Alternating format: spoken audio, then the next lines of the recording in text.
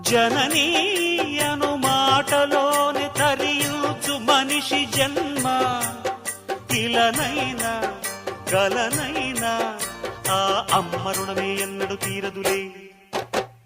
ప్రాణం నా ధ్యానం మా అమ్మ కోసమని ఉన్న బ్రతికున్న మా అమ్మే లోకమని బ్రహ్మైనా అమ్మంటే చాలు మొక్కుతాడురా.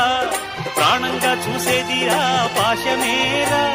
దేవుణ్ణైనా ఎదిరిస్తాను, కాలాన్నైనా శాసిస్తాను, అమ్ముంటే చాలంట అండగా.